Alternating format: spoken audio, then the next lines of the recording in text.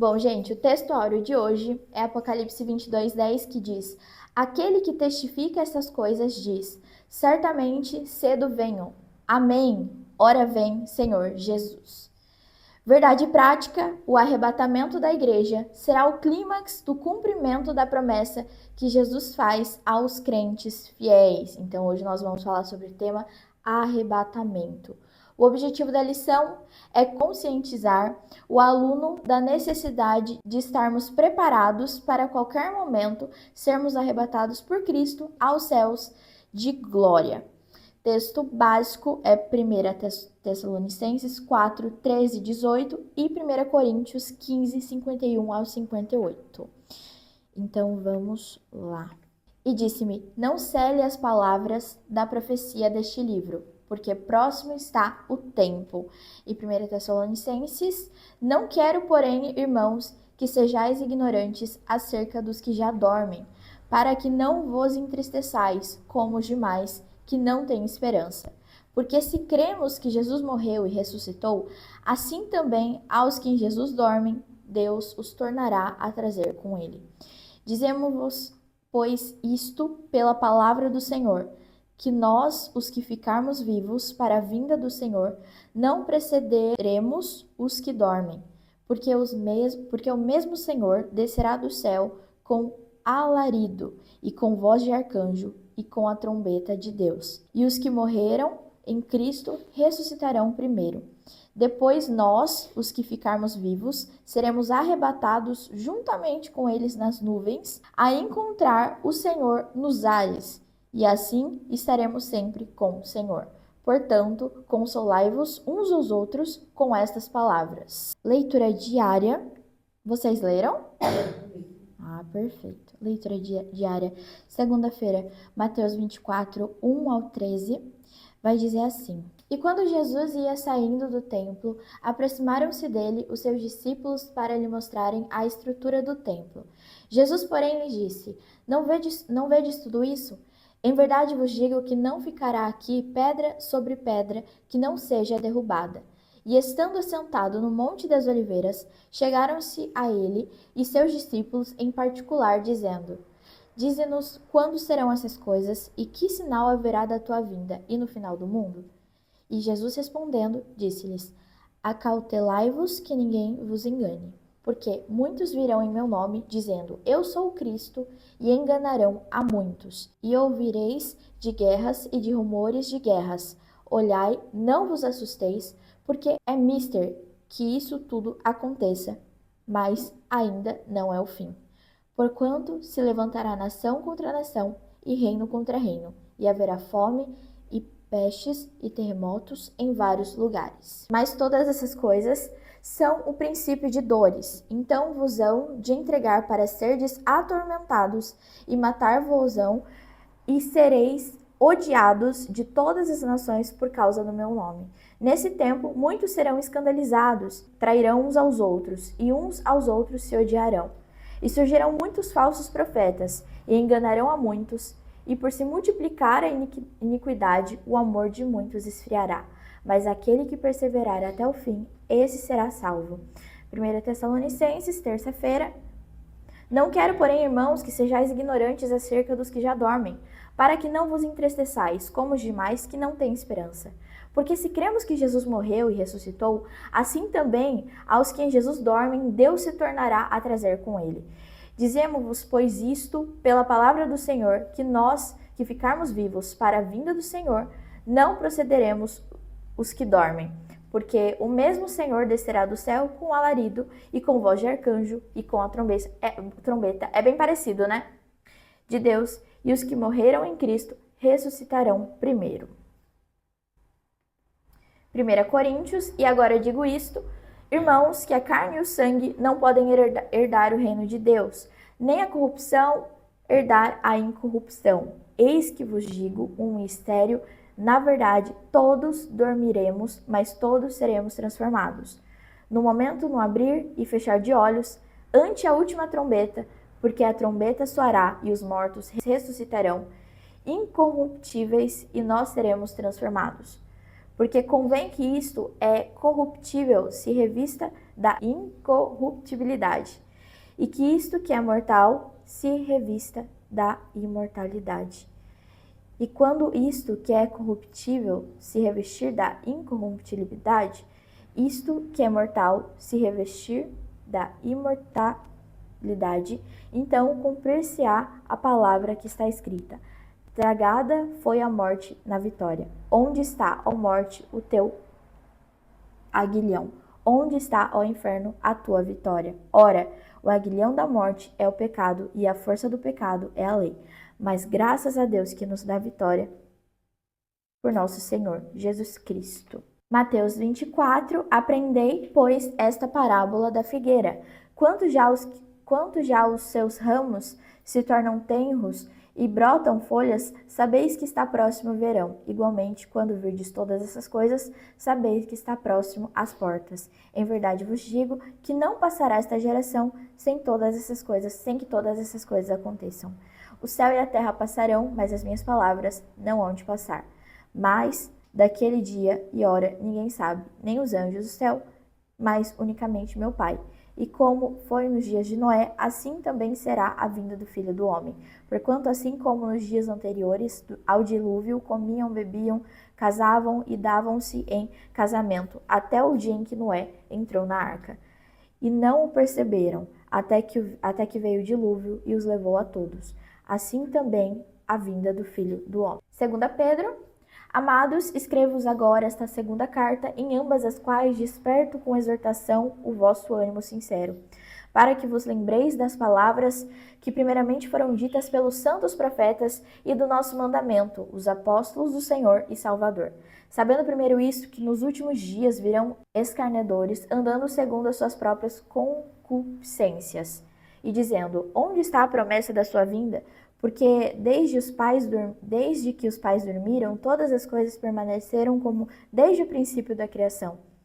Eles voluntariamente ignoram isto, que pela palavra de Deus, já desde a antiguidade existiam os céus, a terra que foi tirada da água e no meio da água subsiste, pelas quais coisas pereceu o mundo de então coberto com as águas do dilúvio. Mas os céus e a terra, que agora existem pela mesma palavra, se reservam como tesouro e se guardam para o fogo, até o dia do juízo e da perdição dos homens ímpios. Apocalipse.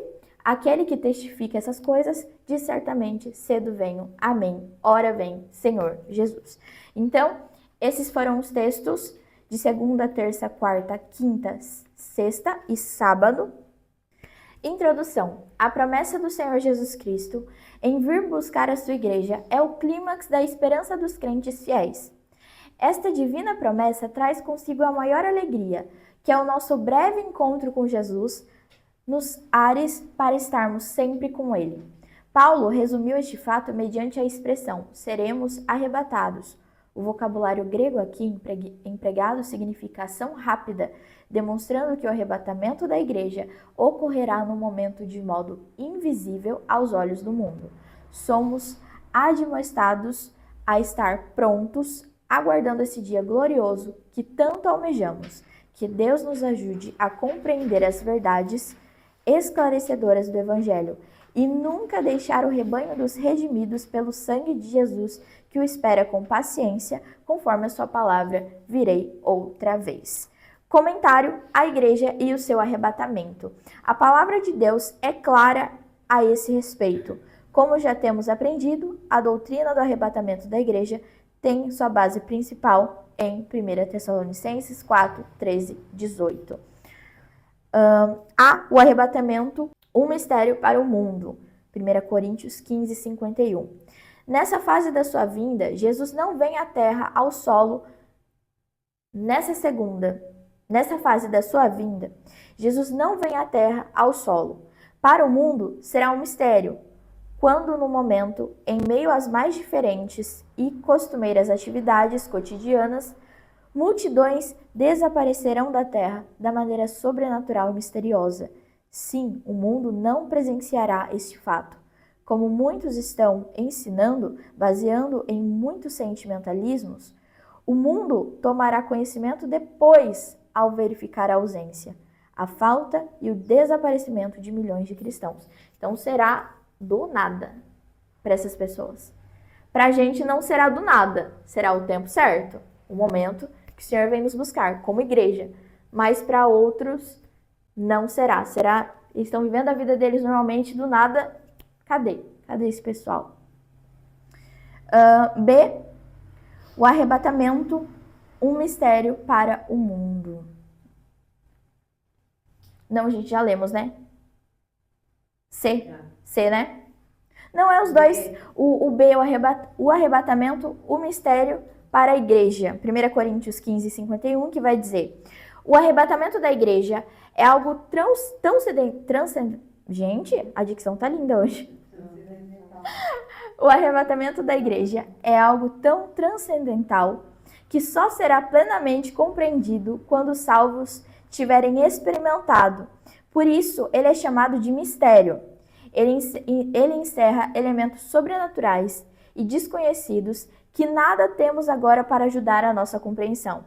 Por mais que o compreendamos agora, permanecerá sempre o seu componente misterioso pelas razões aqui expostas. Ele será evento inicial de uma série de outros da vinda de Jesus Cristo, abrangendo a igreja, Israel e as nações em geral. A Bíblia diz que nem todos dormiremos, ou seja, nem todos estaremos mortos no dia do retorno de Cristo. Desde que a igreja foi estabelecida, milhares de crentes foram estar com o Senhor. Mas naquele glorioso dia, eles ressuscitarão e, juntamente com os vivos, estarão reunidos na presença do Senhor, já com o nosso corpo transformado, a fim de que possamos viver a nossa nova realidade espiritual. Então, algumas pessoas já estarão mortas, né? De certa forma, porque já foram antes, mas tem algumas pessoas que realmente vão passar por esse processo. Até aqui tudo bem? Perfeito. C. No arrebatamento, o mesmo Senhor descerá. Ele não enviará seus anjos para recebermos. Ele mesmo virá. Essa descida de Jesus para arrebatar a sua igreja é o que denominamos de rapto. Guardem isso, tá, gente? Porque talvez mais pra frente vocês não entendam, porque vai falar sobre o mistério e sobre o rapto. Então, o rapto é quando Jesus ele vem nos buscar. É a segunda, né? A segunda vinda dele. O arrebatamento, vitória da igreja. Afirma esse texto: e assim estaremos sempre com o Senhor. Esta é uma grandiosa declaração de vitória eterna da igreja. Assim como a primeira vinda do Senhor estendeu-se por um período de 30 anos, assim a sua segunda vinda inclui um longo período abrangendo muitos eventos. Na primeira vinda, ele revelou-se primeiramente como menino de Belém, em Belém. Mais tarde, como Cordeiro de Deus, ao ser batizado, e por fim como Redentor no Calvário. Na segunda vinda aparecerá aos seus, primeiro secretamente, para arrebatar a sua igreja para o céu. Após o arrebatamento, seguirá aqui na terra um período de terrível tribulação que terminará com a revelação pessoal de Jesus Cristo, quando ele estabelecerá o seu reino messiânico na terra. 3. A igreja não passará pela grande tribulação. Pessoal, o pastor, eu acho que foi na primeira ou na segunda aula, o pastor explicou um pouquinho com a gente, vocês lembram? Sobre a tribulação, sobre o que a igreja acredita, né? Que o pastor disse que a nossa igreja acredita que a gente não vai passar pela tribulação, certo? Se vocês não entenderem alguma coisa, volta na primeira ou na segunda aula, que é o complemento, ou me chama. Brenda, qual aula que é? No final dessa aula, se você tem alguma dúvida, me chama, tá bom? Que eu te mando o restante do material, porque essas aulas aqui são um complemento. Então, vamos lá. 3. A igreja não passará pela grande tribulação. A explicação aqui. Em todos os séculos, o povo de Deus tem sofrido perseguições por causa do evangelho. Cristo mesmo afirmou que no mundo sofreríamos tribulações. Agora, no entanto, trata-se da grande tribulação, que em suma é a ira justa de Deus derramada sobre as nações em luta contra Deus. Nessa época, os habitantes da terra ou morrerão sob os juízos ou permanecerão cada vez mais incrédulos e rebeldes contra Deus, caminhando pela sua ruína total. Lembremos-nos, outra assim, que nesses dias não haverá lugar nenhum onde os homens possam esconder-se destas catástrofes. Os justos poderão agora enfrentar a ira do diabo, mas jamais serão alvos da ira de Deus. Deus não nos destinou para a ira, mas para a aquisição da salvação por nosso Senhor Jesus Cristo. Então, as pessoas vão ter uma chance até o último momento. O Senhor, ele é justo. Então, assim, vai da pessoa. Todo mundo vai ter oportunidade. Hoje, todos nós temos uma nova oportunidade todos os dias. Todos os dias nós temos uma reconstrução de nós. Se a gente peca, no mesmo dia a gente fala, Senhor, nos perdoe, e no dia seguinte a gente tenta não pecar de novo. E a gente não peca de novo. Então, todos nós temos uma segunda chance até a vinda de Cristo. Porque aí o tempo está se encurtando. Então, a gente precisa abrir os nossos olhos, a gente precisa vigiar, a gente precisa orar, a gente precisa buscar, a gente precisa, nesse momento, estar preparado para a vinda dele. Então, deixar as lamparinas acesas, deixar o nosso coração aberto, não somente o nosso coração, mas realmente o nosso ser completamente entregue a ele. 4. A segunda vinda de Cristo e suas duas fases. A Bíblia nos mostra que Cristo virá pela segunda vez, mas em duas fases distintas. A primeira fase é chamada de parousia, palavra grega que significa presença, chegada, visita e regresso. Ocorre cerca de 24 vezes nas Escrituras e está relacionada ao arrebatamento da igreja, que será de forma invisível para o mundo. A segunda palavra relacionada à vinda de Cristo é epifaneia, que significa manifestação e refere-se à segunda fase da sua vinda, a qual será visível, onde todos os verão e lamentarão. Entre o arrebatamento e sua manifestação visível, haverá um espaço de aproximadamente 7 anos, o período da grande tribulação. Então, só para ficar claro aqui, parousia é quando ele está invisível e epifaneia é quando ele já está visível. Então, epifaneia é quando ele já está visível. Todos entenderam? Ok. A diferença entre o rapto e a revelação. Aqui está a diferença. Então, rapto é quando Jesus ele vem, tá, gente? No rapto haverá segredo. Na revelação, tudo será público. No rapto, o Senhor Jesus virá nos ares. A segunda vinda de Jesus, quando ele aparece de forma invisível. E quando ele aparece de forma visível na revelação, ele virá sobre o Monte das Oliveiras. No rapto, o Senhor Jesus virá para os santos. Na revelação, ele virá com os santos. No rapto, haverá alegria, mas na revelação, haverá incomparável lamentação.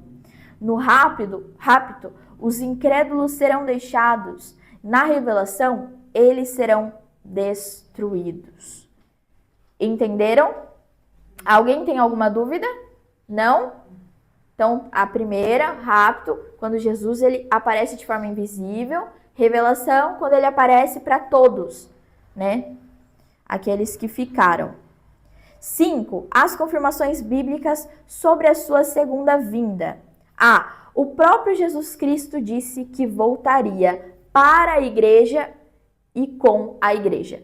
Então, na segunda vinda dele, ele vem primeiramente para a igreja e depois, segundamente, ele vem com a igreja, trazendo a igreja. B. A confirmação apostólica. Os apóstolos afirmaram que Jesus voltaria. Quando a gente leu lá Coríntios, Tessalonicenses, a gente viu isso. Os profetas do Velho Testamento profetizaram sobre a segunda vinda de Jesus. Também lemos sobre isso. D. Os anjos afirmaram que Jesus voltaria.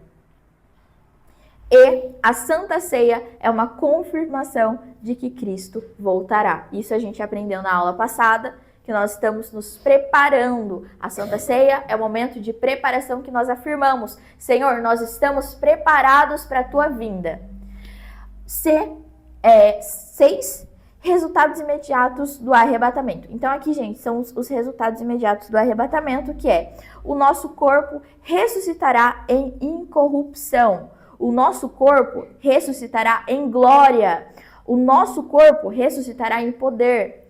Os mortos ressuscitarão incorruptíveis.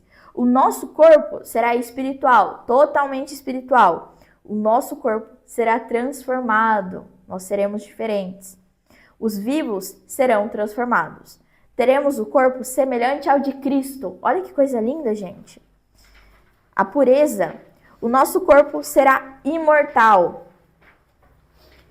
Veremos Cristo como Ele é. Imagina a gente conhecer Cristo como verdadeiramente Ele é. A ausência da igreja na terra. Seremos levados com Cristo.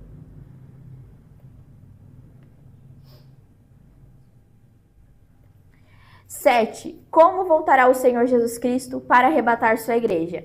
Ele voltará pessoalmente, ele voltará repentinamente, ele voltará inesperadamente, ele voltará brevemente, secretamente, visivelmente e gloriosamente.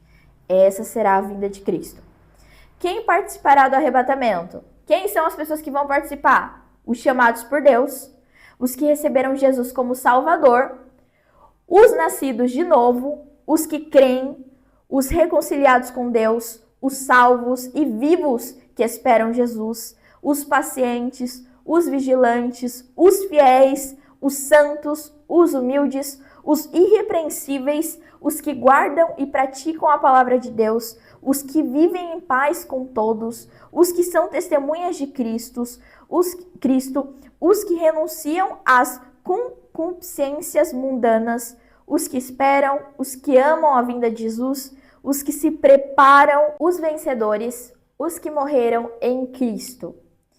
Quem não participará do arrebatamento? Então, aquelas são as pessoas que participarão. Os que não participarão serão os incrédulos, os endurecidos de coração, os que amam o mundo, os que recuam como tímidos e covardes, os feiticeiros, os idólatras, os que não purificados pelo sangue de Jesus.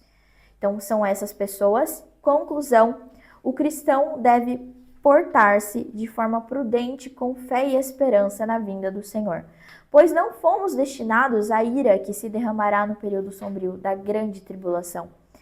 Alajamos como as 5 virgens prudentes que traziam azeite em suas lamparinas. Lembra das lamparinas acesas? Então, à espera do regresso do querido noivo. Então, a aula de hoje, pessoal, é um assunto que eu acredito que todo mundo já entende, pelo menos uns 30% precisa entender, que é o arrebatamento. E a gente precisa estar preparado. As nossas lamparinas precisam estar acesas, somente esperando a vinda de Cristo. Então é aquilo, todos teremos uma chance, todos. O Senhor, Ele é bom, o Senhor, Ele é fiel, o Senhor, Ele é maravilhoso e Ele é misericordioso. Então, todos temos oportunidade. É aquela coisa, só fica quem realmente não quer, quem realmente está com o coração endurecido, quem realmente não conheceu a verdade, infelizmente. E a nossa oração como igreja é para que as pessoas realmente abram o coração para Jesus. E como igreja, o nosso dever também é mostrar Jesus na vida das pessoas. A gente transparecer Jesus. Brenda, mas como que eu faço isso? O testemunho. Você é uma vida, é um testemunho. Então que através da sua vida as pessoas olhem para você e falam: meu Deus, Jesus é na vida daquela pessoa. O mesmo Jesus que a Dona Isabel conhece, eu preciso conhecer. O mesmo Jesus que a Thelma conhece, que a Thelma vive, que a Thelma testemunha, é o mesmo que eu preciso conhecer. As pessoas, ao olhar nos nossos olhos, que elas venham a Cristo, que elas vejam a Cristo e não a nós. E essa daí é a função da igreja. É o amor, é amar todas as pessoas. E realmente, ide, pregar o evangelho a toda criatura. Não é somente quem está no altar, não é somente quem é da liderança, quem é o líder. Não, todos nós temos a missão igual de pregar o evangelho a toda criatura. Seja na sua casa, seja no seu trabalho, seja onde você estiver. Para que as pessoas tenham uma nova chance com Cristo. Porque a oportunidade é o que não falta. Mas o tempo ele já está escasso. Há muitas provas da vinda de Jesus. A gente está vendo atualmente. O tempo está passando muito rápido. A semana passa, o mês passa, o ano passa muito rápido. Há sinais. Não vê quem não quer. Tem um pessoal que fala assim, nossa, Brenda, mas a vinda de Cristo já está desde 2013. Já estão falando que Jesus vai voltar desde 2013. Mas a gente precisa abrir os nossos olhos, porque os sinais estão cada vez mais visíveis aos nossos olhos. Realmente, não vê quem não quer. Mas que estejamos prontos, que estejamos com os corações abertos, que estejamos compreendendo a vinda dele e que sejamos como essas virgens que estão com as lamparinas acesas, só estão realmente esperando a vinda dele, o noivo vir nos buscar. Todo mundo entendeu a aula de hoje? Ficou tranquilo? Nenhuma dúvida? Nada, Neide, Fernando? Nada? Perfeito. E ninguém vai poder chegar um dia diante de Deus e falar que não ouviu falar Exatamente. a palavra dele. Por quê? Hoje se liga a TV, tá falando, o rádio, para todo lugar, na rua, nas igrejas. Realmente. Então ninguém é inocente. Nunca ouvi falar. A palavra do Senhor está sendo pregada em todos os lugares. Exatamente. É isso, gente. A gente precisa realmente orar para que as coisas se esclareçam para essas pessoas que estão cegas espiritualmente, né? Porque o pessoal tá com uma fenda nos olhos. E que eles possam enxergar realmente quem verdadeiramente Deus é e como ele pode mudar. Exatamente, exatamente. E ele é a salvação, né? Não tem outro caminho. A verdade, a vida é o caminho e ele é Cristo. Então, vamos orar por isso e vamos, como cristãos, como igreja, vamos ser vigilantes. Porque eu acho que todo mundo quer aqui subir com ele. Todo mundo quer ser arrebatado também, pelo amor de Deus. Então, que nós estejamos vigilantes, porque a vinda dele vem como um ladrão, a gente não sabe. Pode vir agora, pode vir amanhã, pode vir daqui 2 horas, a gente não sabe. Então, que estejamos preparados. Pessoal, questionário de hoje, como o pessoal está meio em dúvida com as respostas, eu já vou falar as respostas para vocês. Devagar. Tá, a resposta é longa. Primeira, cite uma referência bíblica da lição, mostrando que a igreja é resguardada da ira futura que terá lugar na grande tribulação. Resposta, pessoal. Deixa eu pegar aqui. 1 Tessalonicenses 5:9, que nós lemos. 1 Tessalonicenses 5:9. Que está escrito assim: porque Deus não nos destinou para a ira, mas para a aquisição da salvação por nosso Senhor Jesus. 1 Tessalonicenses 5:9. 2. Todo mundo anotou? Vou esperar vocês.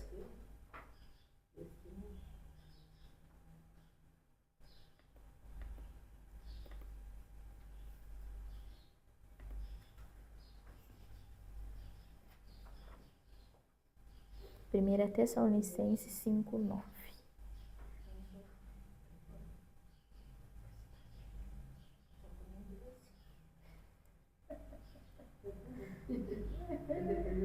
Vamos lá, 2. Qual a passagem básica da Bíblia sobre o arrebatamento da igreja? Resposta: 1 Tessalonicenses também. Hoje a gente leu bastante 1 Tessalonicenses.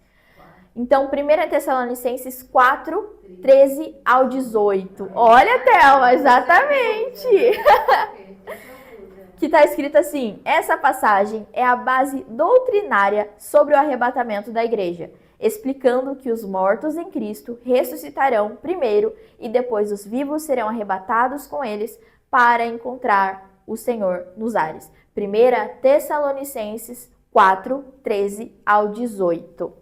3. Por que o arrebatamento da igreja é chamado mistério em 1 Coríntios 15, 51? Resposta: porque é uma verdade sobrenatural e desconhecida. Então, quem não colocou, porque é uma verdade sobrenatural e desconhecida.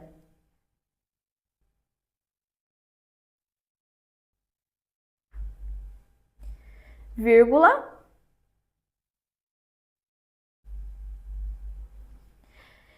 Que só será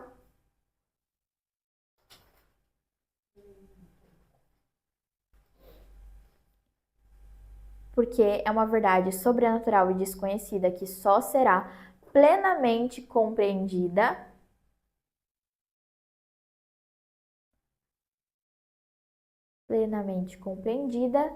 quando for vivenciada, tá? Porque o arrebatamento da igreja é chamado mistério em 1 Coríntios 15:51, porque é uma verdade sobrenatural e desconhecida que só será plenamente compreendida quando for vivenciada pelos salvos. Paulo diz: eis aqui vos digo um mistério. Na verdade, nem todos dormiremos, mas todos seremos transformados. Ou seja, algo que estava oculto foi revelado pela revelação divina e que ainda permanece misterioso para o mundo e até mesmo para a igreja em sua plenitude. Pessoal, coloque-se de pé. Essa foi a aula de hoje. Alguma dúvida, se tiver, se vocês aí que estão no online tiverem alguma dúvida, fale comigo, porque eu tenho um complemento da aula de hoje para vocês entenderem melhor o que o pastor falou nas primeiras aulas. Tem as lições também que vão te ajudar. Brenda, não peguei as respostas, me chama que eu passo para você, tá bom? Qualquer dúvida me chama, qualquer coisa fala comigo. Se tiver alguma dúvida maior, também pode falar com o pastor, tá bom? Então, que Deus te abençoe. Obrigado por estar na aula de hoje. Não se esqueça, pessoal, na próxima semana será a nossa última aula. Então, para você que está assistindo, não fez as outras aulas, não assistiu, não fez as lições, coloque em dia, que é muito importante. É muito importante com que você coloque em dia para que você seja o nosso formando, para que você se forme juntamente com a gente no mês que vem, tá ok? Que Deus te abençoe, fica com Deus e vamos orar ao Senhor.